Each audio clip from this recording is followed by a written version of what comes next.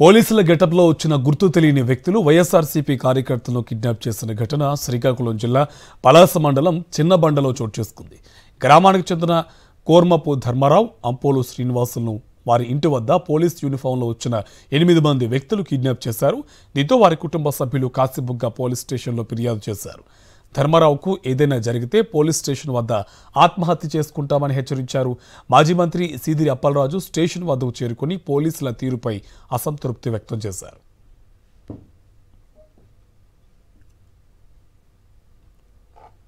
ఎంత రెచ్చగొడుతున్నారంటే అంత రెచ్చగొడుతున్నారు. అసలు ప్రతిదాన్ని మేము నోట్ చేసుకుంటున్నాం.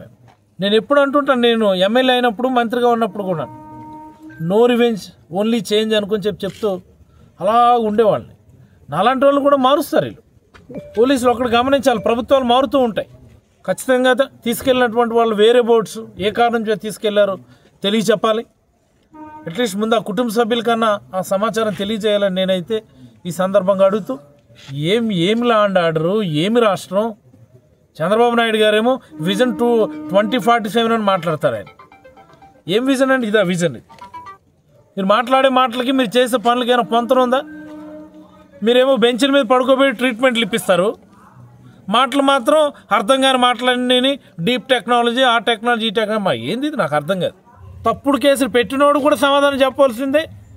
తప్పుడు కేసులు పెట్టించడానికి ప్రోద్బలం చేసినటువంటి వాళ్ళు కూడా నాకు సమాధానం చెప్పవలసింది.